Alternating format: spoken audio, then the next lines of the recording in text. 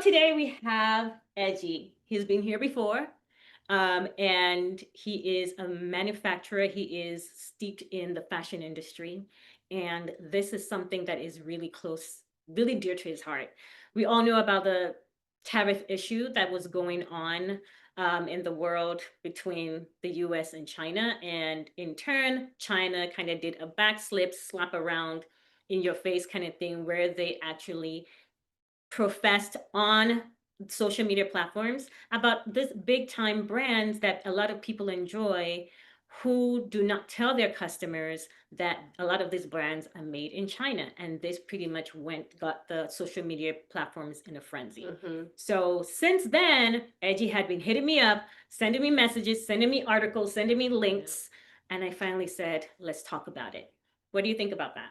I think I'm just starting to realize that China has got some mad clapback authority. Like they don't How they were like, you know, you oh do yeah, us, how you we feel will about do that? exactly, Come exactly. at me. So I don't know. It's just interesting to see how this plays out into fashion, and to hear from somebody who's like in it Steeped deep. in it. Yeah, So you yeah. guys join us, and then of course, like we say, catch us on the other side, and we'll give our final Yeah, thoughts. catch us outside. Ah, like China did. In this episode of Let's Talk, the AfroStyle Podcast with Amaka and Camellia, we're joined by Nigerian-American designer and entrepreneur, Eji Benson, a leading voice in ethical fashion and global manufacturing. We're diving into the topic, made here, sold there, unpacking recent revelations about luxury brands quietly producing in China while marketing European exclusivity. What does this mean for transparency, craftsmanship, and cultural value in fashion? Join in as they talk about it. Enjoy the show. What are you doing? Looking I'm, out, I'm very. glowing about your skin, man. Yeah, that's some good lighting. That's some good natural lighting right there. I can see it. I'm right in front of a huge window. That's the way to do it. You look good. Well, it's good to have you on again, of course, you know. And of course, we know why we are in this episode, because we all heard about what's going on pertaining to the viral videos that were going on coming from China regarding luxury goods, and you being, you know, a head in that field, that's your area. He actually sent me a message saying, like, back-to-back messages about this, and I just said, do you want to talk about this? I love this idea. I can't wait to hear what your thoughts are. Yeah, at some point I was looking at the messages and I was like, do you want to talk about this? So, and of course, it was a great idea because of everything. This whole thing pretty much started with the tariffs that has been going on between China and the US here. And I'm sure there's always been that competition anywhere when it comes to fashion and all that kind of good stuff. But it really exploded when the tariffs became a huge deal. And then all of a sudden, videos started popping up of like literally opening up the Pandora's box, saying, oh, so you want to tax us? Let's let you know what they're not telling you. And then they started talking about all the luxury goods that a lot of people are paying huge prices for. Guess where it's made? Like 95% of them are made here. And then once they slap the name on it, something that you would probably pay $500 for, you're paying about 10 grand the moment it comes out of their stores or online sales or whatever. So it's definitely a great idea to talk to Eji about this, because Totally. we want to know your thoughts. What do you think about this? I mean, the whole, starting from how it started till now, is this something that has always been, actually the first question, I know I'm like rambling a little bit, but the first question, the first question I have regarding this is this something that has always been said or quietly said, and then this whole tariff thing blew up the whole, blew it all up in front of people's faces? First of all, I have to just say thank you guys for having this, like arranging for us to be able to have this conversation. And I'm so happy to be back with you guys. We're lucky to have you. Of course. Of course. I think when this started happening, when all of these things started, like all these viral videos started coming out, I was like, I got to talk to Amaka about this. Because I feel like as a fashion storyteller, it'll be important for just to share, to like share some perspectives with you, and the magazine. I think there's always been that undercurrent, for us in that space in terms of making a product, knowing that China is so dedicated to luxury, to making the product. Luxury essentially is expertise and material, right? And China is so dedicated to that. They've always been. So, and also just a game of numbers, right? So it didn't really add up that all these bags were made in Italy or France, and there was like all these millions of bags. Like, where would the capacity come from? You know?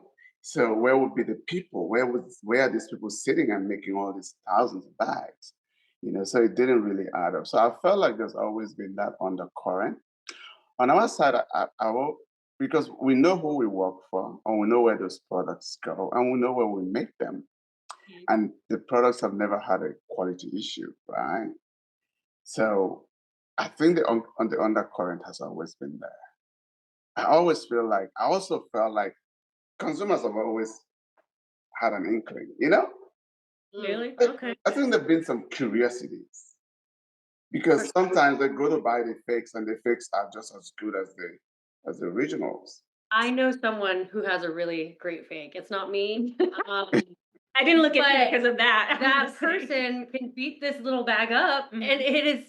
it's going strong. It looks like as fresh as the day that person got it. I'm not gonna Mhm. say who that is. Yeah. I just feel like it's also a bit disrespectful Mhm. to China's commitment to making luxury, right?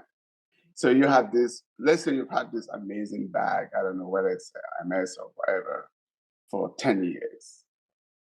In those 10 years, you've never looked down on it. It's never, it's met all, when you bought it, it met everything, right? It met all, for it to be shipped to you, it must have met all the standards that it needed to meet. So you Yeah. bought it and you didn't have any issues with it until, it dawned on you or it got revealed to you that it was made in China, right? Mm. So do you then think, oh, you had loved this bag for nothing all this time? You take away this love that you've had for it. Because the bag is still as uncompromised as when you received it. Mm. It's really well done. So I felt like maybe we should kind of just step back and say, you know what? Maybe these guys are actually good. You know, they made it possible for me to get the bag. You know, Mhm. Mhm. and the intransparency isn't from the manufacturer, right? It's from the bag maker. I don't think that if any of these bag makers or any of these luxury makers had said, my bag is made here, and this is what we do to make sure the quality is the same, the customers would not worry. They would not fight that, you know. Um, so so that's where I felt like it was a bit disrespectful in a sense, and maybe that's how the factories felt. Like, we do all this So work.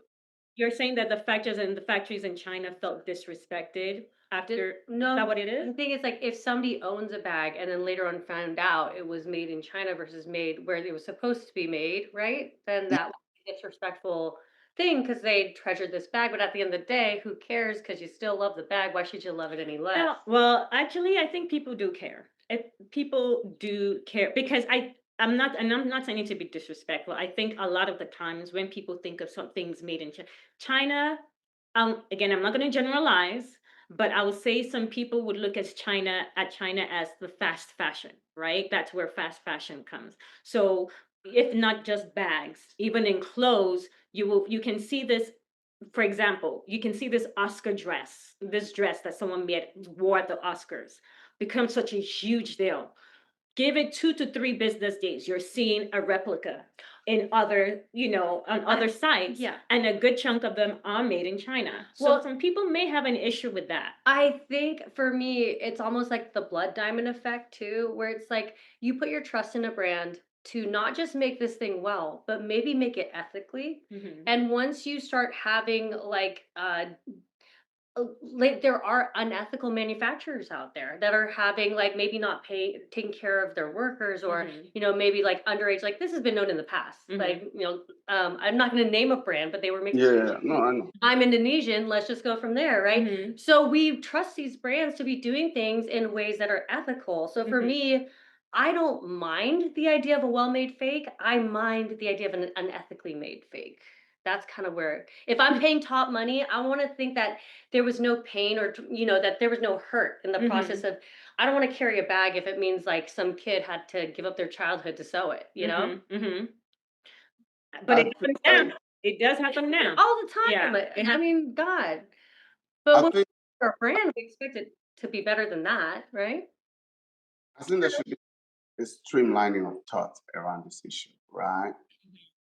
First of all, these bags are well made, right? They happen to be made in China. They could have been made in Paris.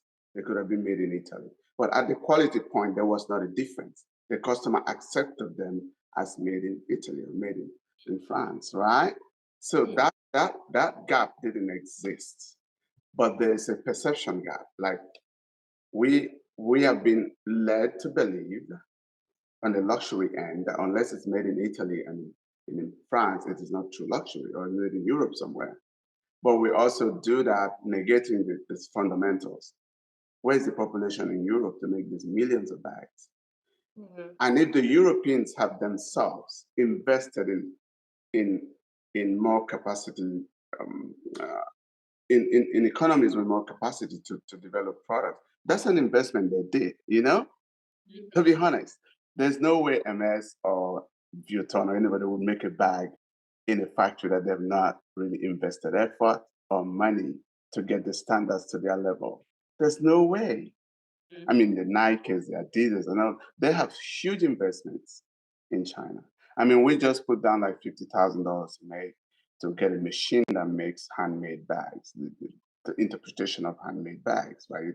It looks handmade, but it's a machine.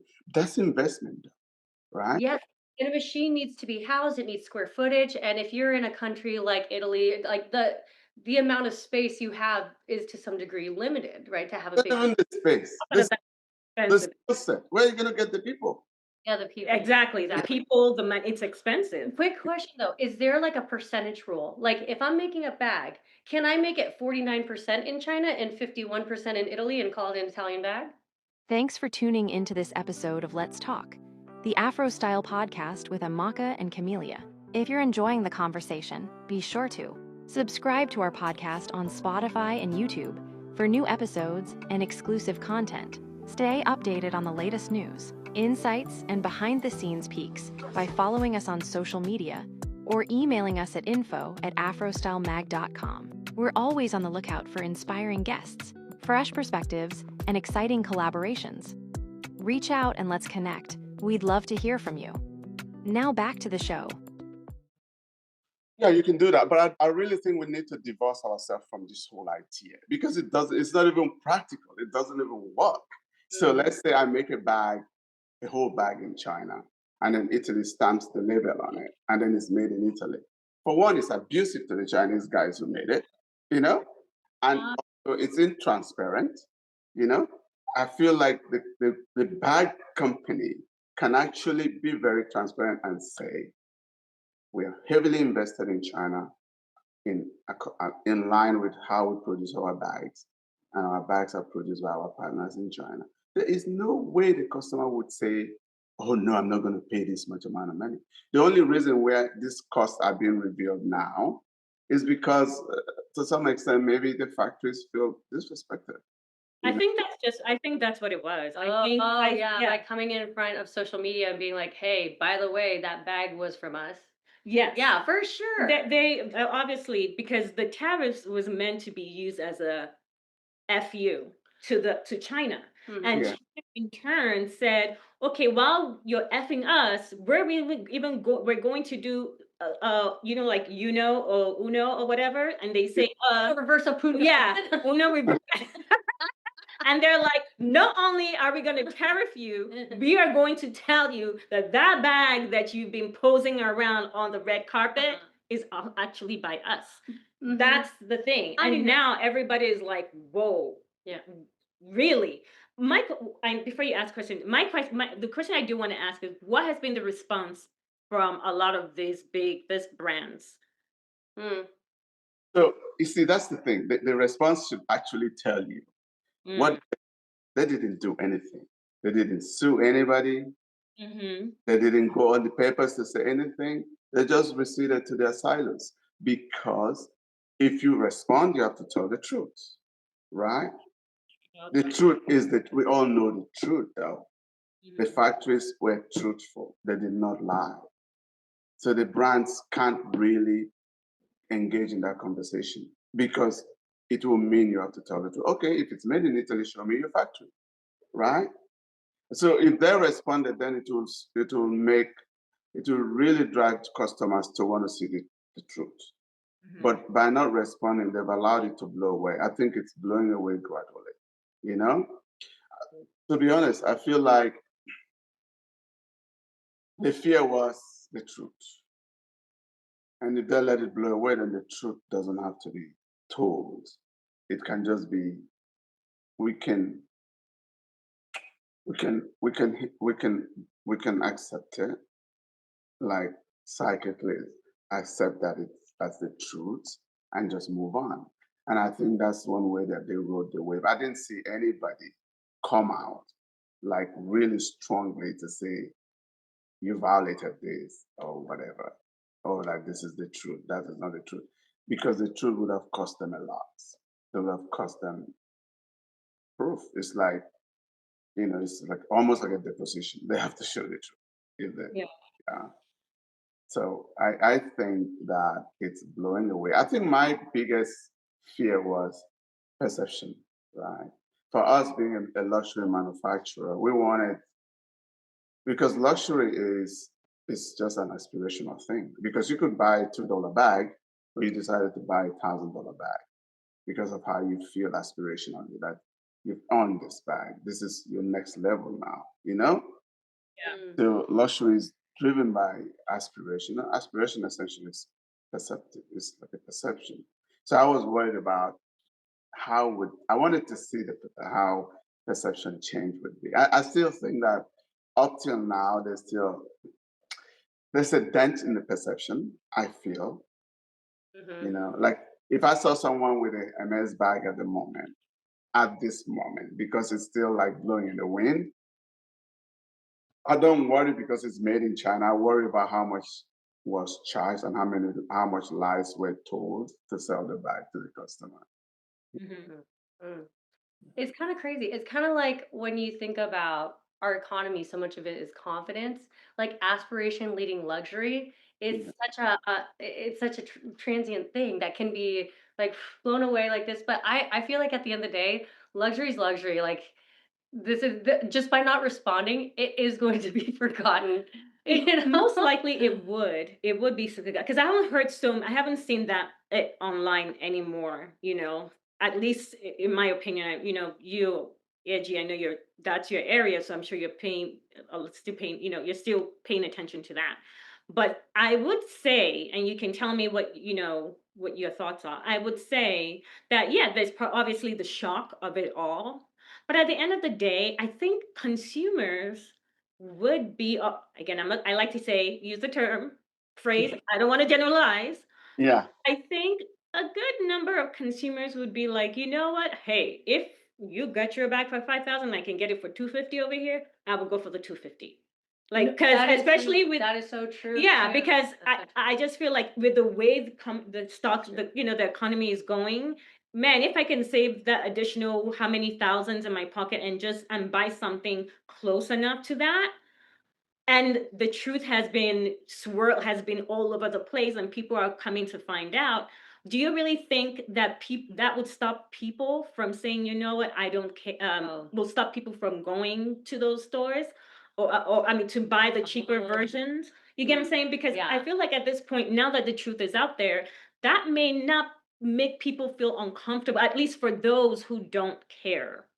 Thanks for tuning into this episode of Let's Talk, the AfroStyle podcast with Amaka and Camellia. If you're enjoying the conversation, be sure to Subscribe to our podcast on Spotify and YouTube for new episodes and exclusive content. Stay updated on the latest news, insights, and behind-the-scenes peeks by following us on social media or emailing us at info@afrostylemag.com. We're always on the lookout for inspiring guests, fresh perspectives, and exciting collaborations. Reach out and let's connect. We'd love to hear from you. Now back to the show. Who I think I are think people in their pockets. in luxury is such a different thing. Luxury is like going to church, you know? You go to your church, you know? You Luxury dress to the buyers, nines. luxury buyers go to their church, these brands, right? They Mhm. know the brands, they trust these brands.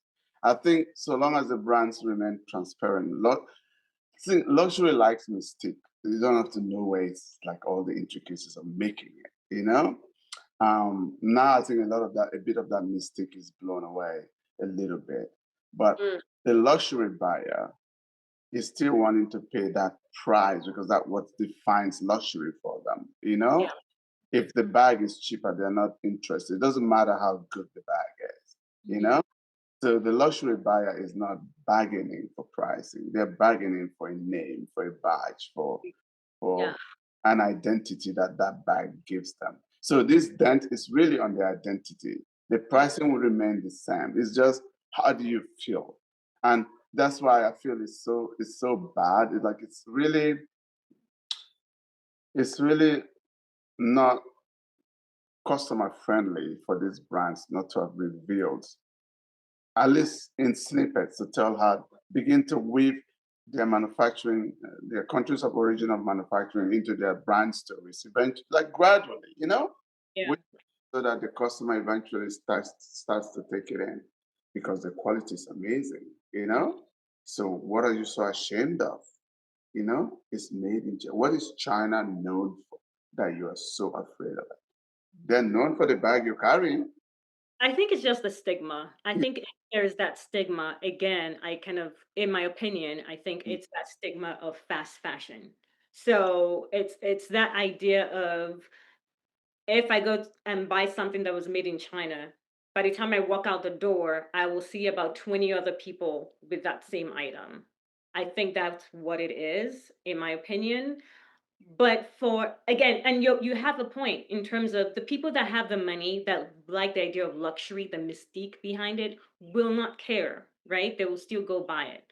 But for people who actually find out, have that aha moment where they're like, oh, so I can go to a place that sells Mm, replicas or what we call replicas and not put that much of a dent in my pocket. A bag that will cost 20 grand at an Hermes store will just cost me 1,000. And when you look at it, you can really not tell the difference unless you look for the buckle, look at the buckles or the logo, or whatever.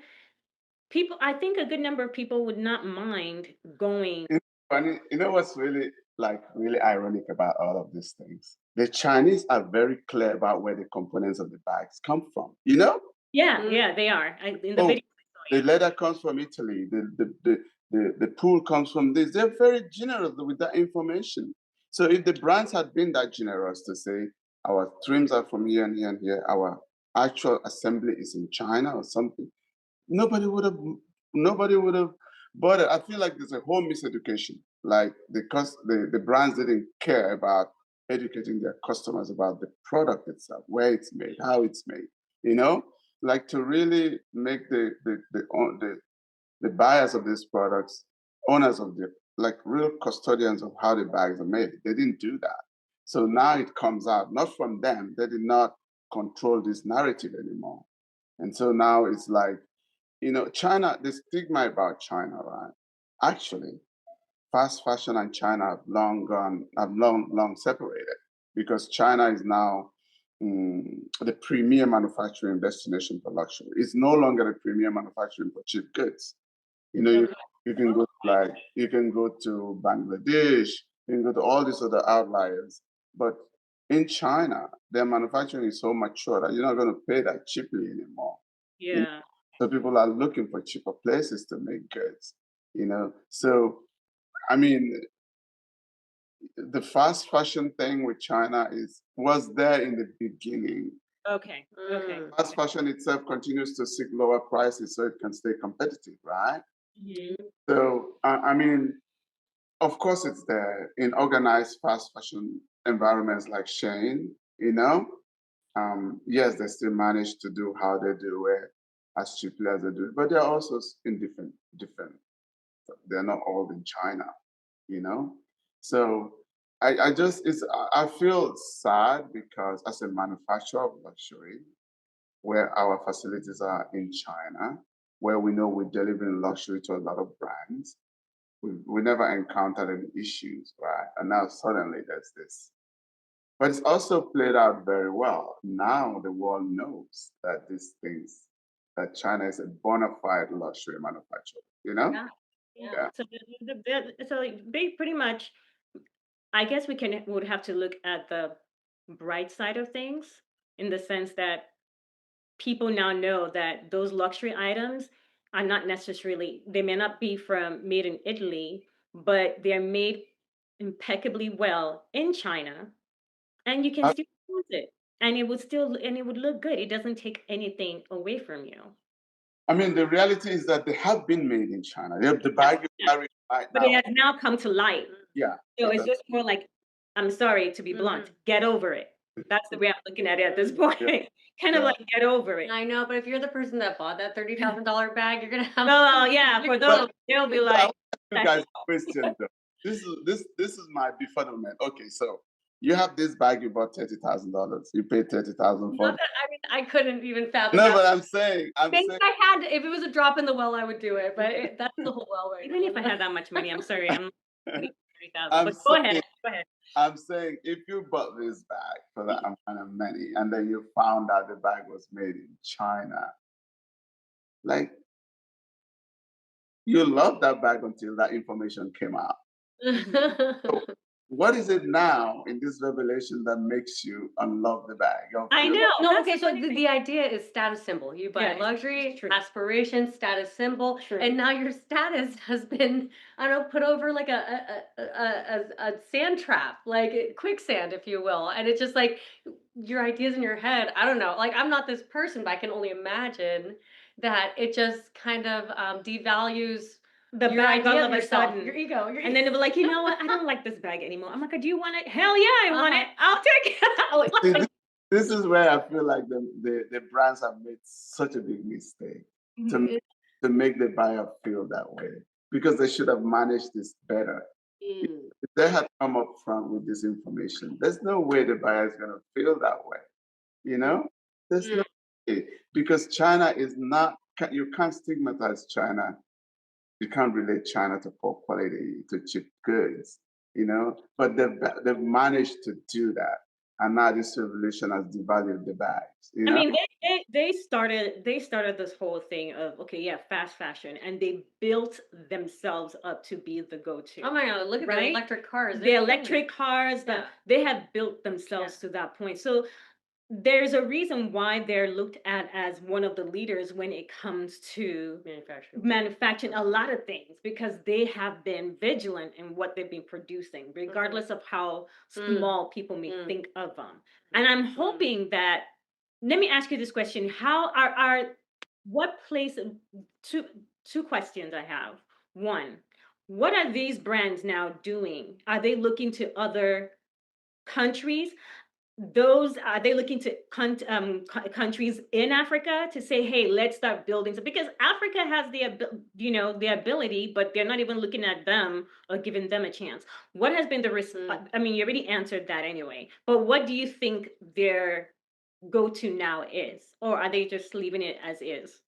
Thanks for tuning into this episode of Let's Talk, the AfroStyle podcast with Amaka and Camellia. If you're enjoying the conversation, be sure to subscribe to our podcast on Spotify and YouTube for new episodes and exclusive content. Stay updated on the latest news, insights, and behind-the-scenes peeks by following us on social media or emailing us at info@afrostylemag.com. We're always on the lookout for inspiring guests, fresh perspectives, and exciting collaborations.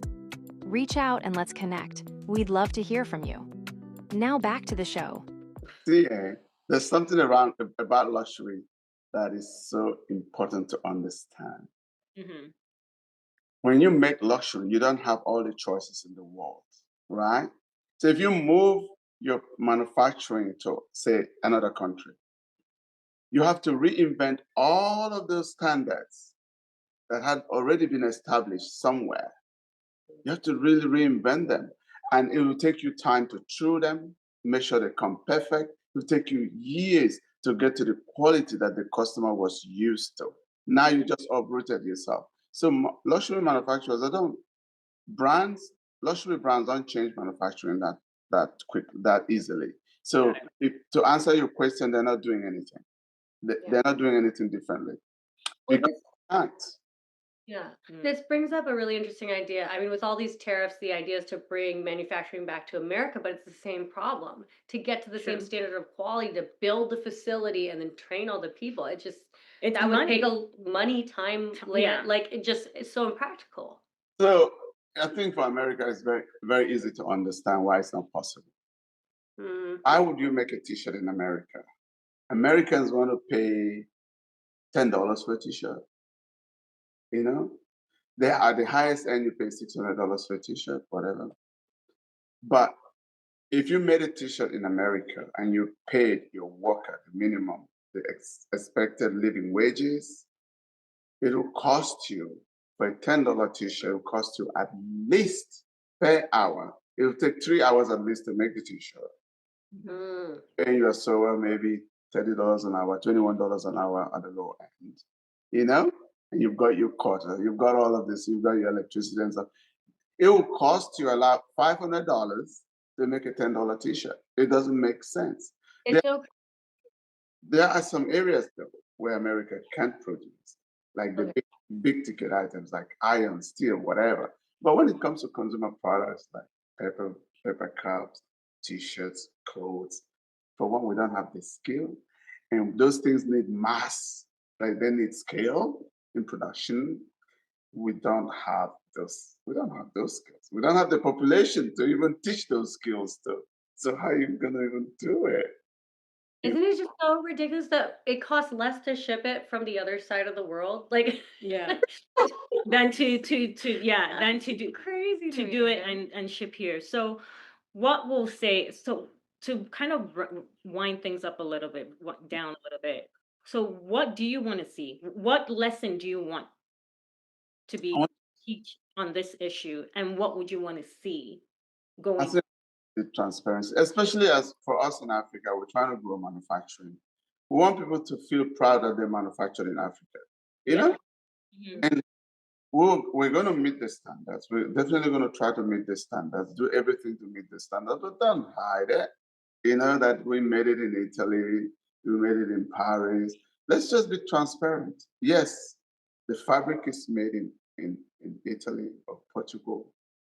The, um, the trim is from a specialized factory in wherever, but it's assembled in Africa, you know, or it's assembled in China. I think it just needs to be transparent, let the customer know, because the customer won't feel cheated. If I make the bag for $10 and I want to sell it for $100 because I've spent $80 to build my brand and I want to charge that in, fine. The person who loves my brand will buy it.